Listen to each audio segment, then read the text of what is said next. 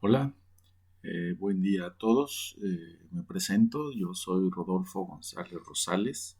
Soy estudiante de la Universidad IEXPRO del doctorado en desarrollo humano. Voy cursando el segundo cuatrimestre y en esta ocasión en la materia interculturalidad y género me corresponde el definir algunos conceptos en este video divulgatorio titulado Cultura e Identidad, de la cual es asesor el doctor Juan Romero Figueroa.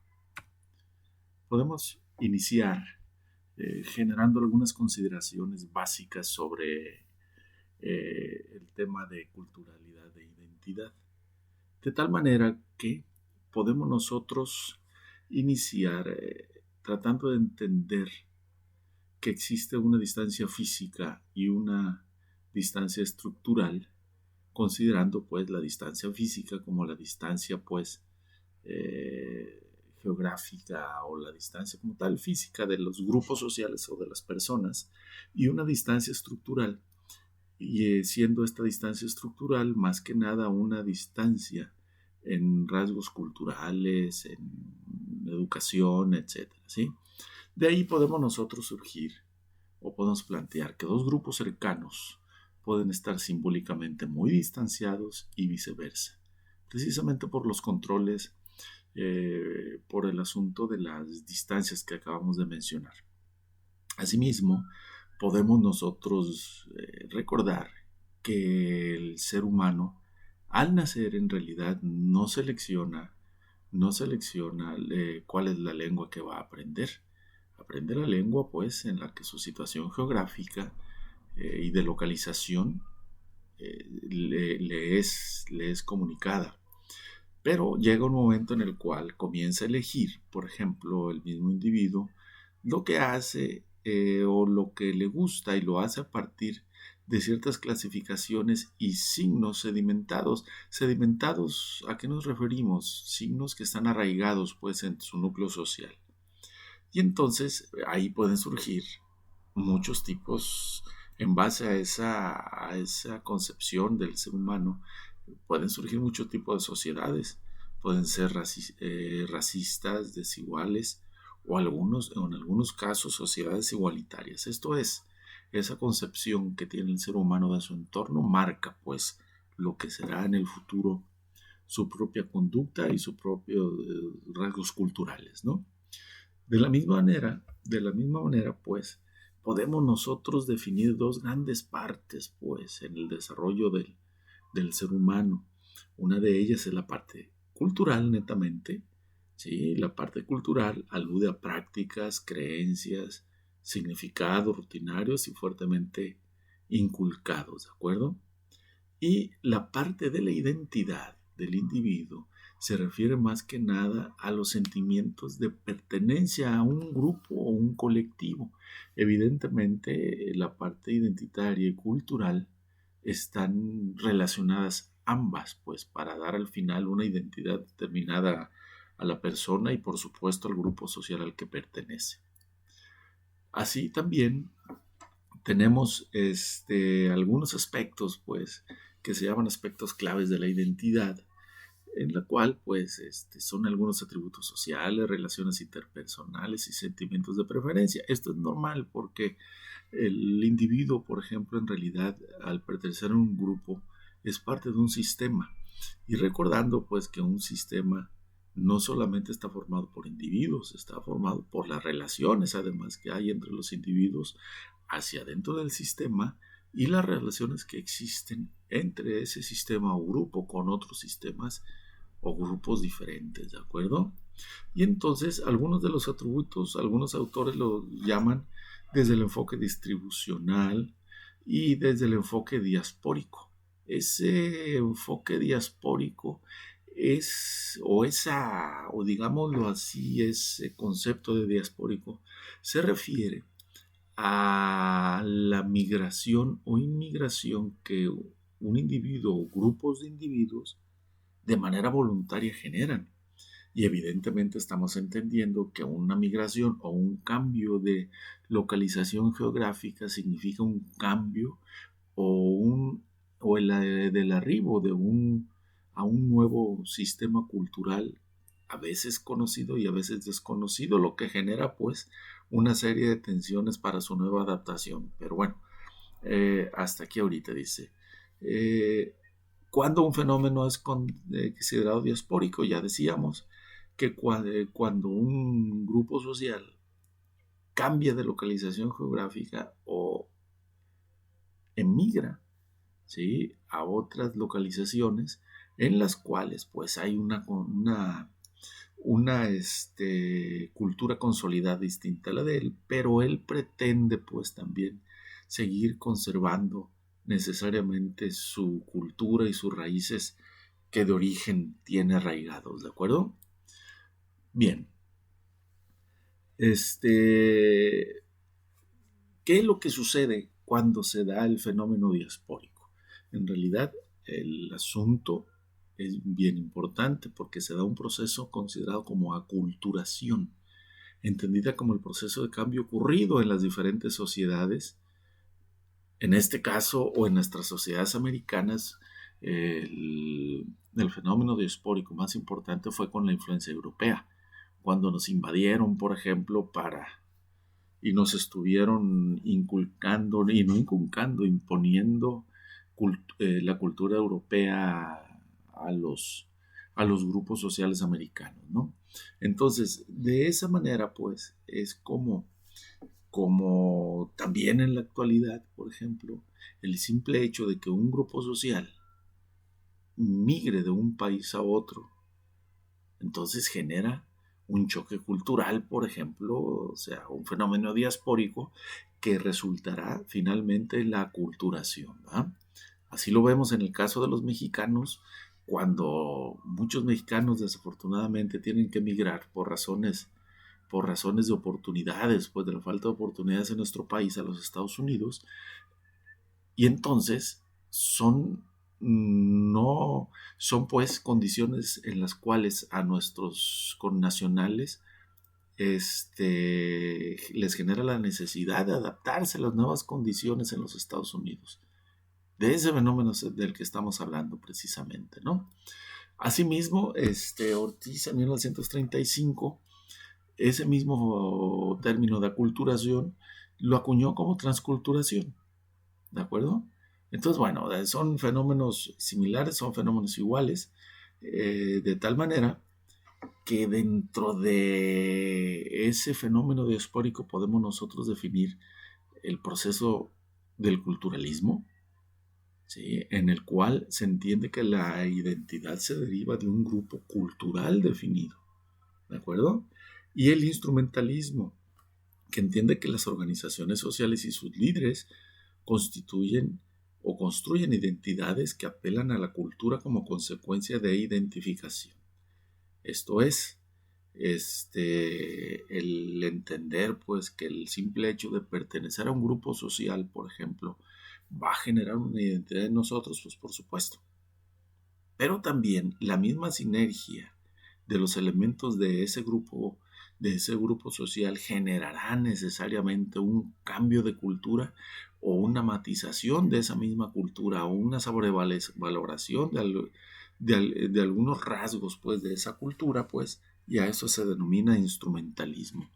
El asunto es que ambos fenómenos existen y la cuestión sería cómo entonces podemos nosotros hacer que interactúen ambos fenómenos para obtener niveles de desarrollo diferentes. Un concepto bien importante para el asunto de la identidad y la cultura es la definición del concepto de nación. La nación nos da simple y sencillamente desde que escuchamos el término nos da, una identidad de inicio, ¿sí? Entonces, bueno, por esa importancia definimos a la nación como la unidad que contiene en su interior la máxima heterogeneidad posible, ontológica, intersubjetiva y epistemológicamente objetiva. Esto es claro. Aunque nosotros tenemos como grupo social una cultura por decir algo igual, No lo es tanto, porque en realidad la cultura es heterogénea, no podemos hablar de una cultura homogénea en su totalidad. Por lo tanto, entonces, en nuestra nación y en cualquier nación o cualquier grupo social, grande o pequeño, entonces se va a dar esa heterogeneidad en la cultura y, por supuesto, en la identidad de lo que son sus integrantes, ¿sí? También, para entender un poquito mejor el concepto de nación, lo se puede abordar en tres perspectivas: la esencialista, que supone la coincidencia entre nación, territorio, cultura, identidad y Estado, por lo que las naciones existen por los hechos objetivos. O sea, la esencialista es lo que hay, lo que tenemos, eso es lo que forma nuestra nación. Claro que nuestra cultura e identidad lo forma, por supuesto. ¿De acuerdo? Un concepto que se llama constructivista plantea que la comunidad, fíjense bien, al revés, que la comunidad es imaginada y resultado de un proceso histórico complejo en el que intervienen diferentes factores, principalmente del Estado. Esta se construye. Entonces, bueno, estamos bajo dos perspectivas diferentes. Una en la cual nuestra nación es lo que ya tenemos, lo que está ahí, pero también hay la constructivista, que habla pues de que se construye, por ejemplo, la nación, sus elementos y sus leyes, pues a partir de proyectos o ideas, ¿de acuerdo? Pero hay también una tercera vía que infiere, vaya, eso como una tercera vía que trata de mediar entre las dos anteriores, ¿no? Infiere que, como consecuencia de complejos procesos históricos, han sedimentado parámetros culturales que no son meramente imaginados. Quiere decir entonces que no solamente, o más bien, podemos nosotros tratar de conciliar ambas corrientes, ¿de acuerdo? La esencialista y la constructivista, porque efectivamente podemos determinar nosotros que tenemos como nación, territorio, cultura, estado, etcétera, pero también a la vez podemos entender que necesariamente esto también ha sido construido. Nuestra cultura es un constructo social, pues. Por lo tanto, entonces la tercera vía trata de conciliar esas partes. También es importante entender cómo se dan las configuraciones culturales. Si estamos hablando de cultura de identidad, ¿cómo se configura? Y bueno, existen algunos elementos constitutivos de la configuración cultural, entre los que tenemos campos de posibilidad. ¿Qué sería un campo de posibilidad? ¿Sí? Dice ya que en cualquier espacio social existen representaciones prácticas e instituciones posibles. También representaciones prácticas e instituciones imposibles, además de representaciones prácticas e instituciones hegemónicas. Esto es, pues, la configuración cultural puede contener, de hecho, contiene un espacio social, por supuesto, y se configura por instituciones, en las cuales hay instituciones que, como dice, que son posibles, por supuesto, otras que son imposibles, pero también algo bien importante, algunas de ellas son hegemónicas, o sea, estructuralmente la cultura, por ejemplo, tiene una cierta estructuración. ¿De acuerdo? Es que lo que nos trata de decir. También una lógica interaccional. ¿Qué es esto? Lo que decíamos hace un momento, es un sistema, tiene sus partes, pero esas partes interactúan entre ellos. ¿De acuerdo? Interactúan entre ellos, ¿para qué? Para dar como resultado una sinergia y un desarrollo cultural definido, ¿no? Pero ¿cómo le hacen para interactuar? Bueno, en el número 3 nos habla una trama simbólica común que incluya lenguajes sonoros y visuales, o sea, la comunicación. Y es obvio que necesariamente la comunicación es uno de los campos de posibilidad para poder nosotros interrelacionarnos culturalmente y entonces poder generar instituciones, poder generar cambios sociales o lo que se nos ocurra, ¿de acuerdo? También tenemos el número 4, lo socialmente compartido, por supuesto. ¿Qué compartimos socialmente? Bueno, por medio de la comunicación compartimos todos los aspectos culturales que pueden ser conocimientos, experiencias, por ejemplo, incluso conductas, etcétera, ¿sí? ¿Qué nos dice al respecto? Lo socialmente compartido entendido como el desarrollo de una frontera de lo posible. Una lógica de interrelación, una trama simbólica común y otros aspectos culturales compartidos. Cosa importante, el hecho de que nosotros nos identifiquemos como un grupo cultural definido con una cierta identidad, en automático genera barreras hacia los otros grupos, lo que es importante definir. ¿Por qué? Bueno, porque esas barreras de los grupos sociales impiden muchas veces la interrelación entre grupos culturales distintos.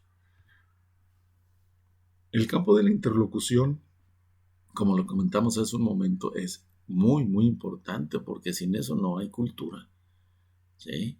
El asunto que nos habla, por ejemplo, es el del lenguaje, ¿no? En el cual nosotros nos podemos expresar nuestras ideas, podemos expresar nuestros sentimientos, podemos expresar nuestras emociones, nuestros acuerdos o también nuestros desacuerdos. Y finalmente se da, por ejemplo, un desarrollo, por ejemplo, sinérgico y entálpico, por ejemplo, que nos va a llevar entonces a que socialmente, al final, tengamos mejores posibilidades de entender el mundo. Entonces, bueno, este es un espacio de posibilidades muy, muy importante que decíamos hace un momento. El hecho, por ejemplo, de que nosotros tengamos entonces un grupo social y además una identidad a ese grupo social genera barreras y hacia adentro también nosotros en base a esa sinergia social generamos estructuras, por lo que la cultura también tiene una cierta estructura dentro de ese grupo social. Y finalmente nosotros podemos entender pues que una parte muy muy importante y que es necesariamente un factor de suma importancia para el desarrollo cultural de cualquier estado es la educación. Entendida la educación como una educación intercultural, pero una educación intercultural que sea inclusiva. Esto es, que genere condiciones para que todos los miembros, por ejemplo, de un grupo social puedan ser incluidos en los sistemas educativos y por lo tanto como consecuencia tengan, por ejemplo, bagajes de educación más homogéneos, por ejemplo, tengan las mismas oportunidades sociales y por lo tanto entonces tengamos al final la posibilidad de que nuestra sociedad se desarrolle de una manera más justa, más equitativa y por lo tanto al final tengamos una mejor sociedad, evitando por supuesto o tratando de eliminar manifestaciones como racismo, como la inequidad, como el sexismo, etcétera, ¿sí? Entonces, bueno, el cambio tendrá que ser sustentado en la educación intercultural inclusiva. Y a manera de conclusión, pues, podemos